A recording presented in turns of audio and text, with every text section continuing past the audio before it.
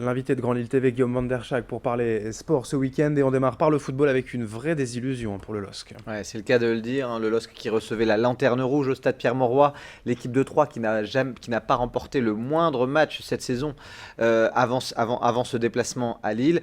Alors tout avait plutôt très bien commencé, hein. Les Troyens n'avaient pas grand-chose à proposer durant le premier quart d'heure de jeu. À l'inverse, les Lillois ont multiplié les occasions, avec notamment cette frappe où Sidibé se retrouve au point de pénalty au quart d'heure de jeu il se heurte à la barre transversale. Quelques instants plus tard, Boteac a l'occasion vraiment d'ouvrir le score avec une tête. La tête passe juste au-dessus de la barre.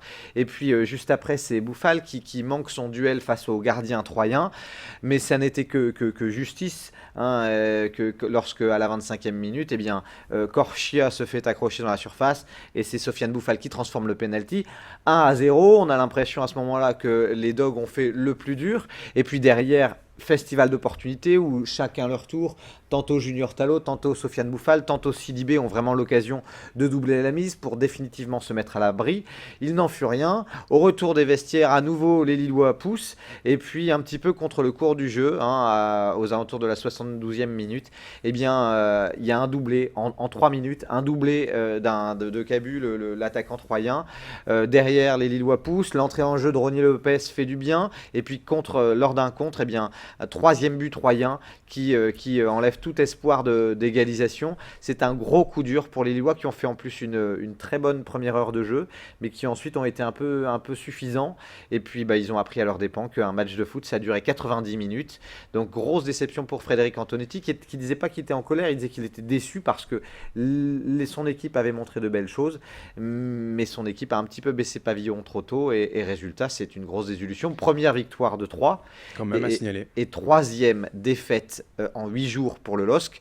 Ça donne pas confiance avant le match de demain soir en Coupe de la Ligue. Mais c'est quand même l'occasion aussi de rebondir tout de suite, voilà, cette demi-finale à domicile. Oui, c'est l'occasion de rebondir tout de suite. En plus, les Lillois ne se sont jamais qualifiés pour la finale de la Coupe de la Ligue.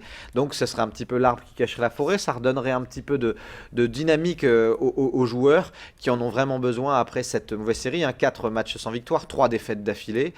Donc, les Lillois en ont grand besoin. Et puis, en plus, on le rappelle, hein, ils ont perdu en championnat il y a 8 jours contre Bordeaux. Donc, ils ont une revanche à prendre. Allez, c'est demain 21h, Lille-Bordeaux en demi-finale de Coupe de la Ligue au stade Pierre-Mauroy. À l'étage inférieur, la Ligue 2. Ouais, alors la Ligue 2, pas de victoire ni pour le Racing Club de Lens ni pour Valenciennes, mais par contre 2 matchs nuls, plutôt de bon augure. D'abord Valenciennes, hein, qui après sa victoire de la journée précédente, eh bien, a confirmé avec un bon nul à Bourg-en-Bresse. Hein, et puis de l'autre côté, le Racing Club de Lens, j'y croyais pas trop parce que face à Dijon, qui est pour moi l'équipe la plus impressionnante cette saison en Ligue 2, je voyais pas les 100 et or l'emporter et même je les voyais plutôt s'incliner. Eh bien contre toute attente, ils ont réussi à accrocher un très bon match nul. Grand coup de chapeau au gardien lensois Joris Del, hein, qui fait l'unanimité au niveau des supporters 100 et or.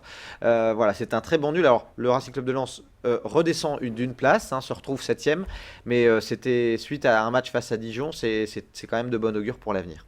Allez, on enchaîne avec le rugby et le LMR qui s'est réveillé. Ouais, il y avait grand besoin de se remettre dans le sens de la marche pour les rugbymen lillois. Ça a été fait face à Bergerac à domicile, 67-14, bonus offensif au passage.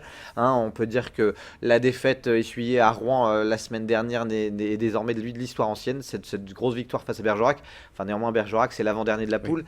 Mais c'est quand même une de bonne augure, d'autant que Vannes a un peu souffert pour aller gagner à Tulle, le dernier de la poule. Donc voilà, il va y avoir une grosse explication de texte lors de la prochaine journée avec le déplacement du LMR à Vannes justement. Où l'on pourra sonder bien sûr l'ambition pour cette année des rugbyman lillois. On enchaîne avec le volleyball et le derby. Alors, derby, souvent, c'est sous haute tension, c'est souvent très accroché. C'est du volley, c'est de la Ligue B, le 2e niveau français de volleyball. Et là, il n'y a pas vraiment eu de match entre Tourcoing à domicile et Cambrai. Hein, les volleyeurs cambrésiens ont semblé tétanisés par l'enjeu. Tourcoing a maîtrisé son sujet. Hein, le tarif habituel, c'est 3-0. Et là, ça a été 3-0 avec 3 manches remportées sans vraiment qu'il y ait de suspense à chaque fois. Le TLM est 3e, pas très loin de Nice et Rennes. Et justement, très bientôt, le TLM va jouer contre Nice. Donc, il y a un coup à jouer pour les télémistes. Allez, on débriefe la Coupe d'Europe de hockey en salle également. Ouais, c'est du côté de Cambrai également, mais là-bas, cette fois-ci, c'est à Cambrai, avec du hockey en salle. C'est un championnat, une Coupe d'Europe plus précisément féminine. La française est 16e nation internationale. L'équipe de France avait pour objectif de prendre une des 2 premières places qualificatives pour le niveau supérieur. Hein, c'est ce que j'ai expliqué vendredi. C'est un petit peu l'UEFA par rapport à la Champions League. Et bien là, malheureusement, les Françaises terminent sur la 3e marche du podium, à la 3e place, en battant les Lituaniennes dans le match pour la 3e place. Mais sincèrement, pas trop de regrets parce que l'équipe russe qui termine à la 1re place était très impressionnante. Il y avait peut-être un coup à jouer, mais c'est finalement la Suisse qui prend la 2e place qualificative pour le niveau supérieur. Donc la France a dû se contenter de la 3e place. Merci et Guillaume pour toutes ces infos. Très belle semaine, on se retrouve vendredi pour le week-end prochain. Bonne semaine à tous. Merci à vous de nous avoir suivis. Dans un instant, l'info continue sur Grand Lille TV.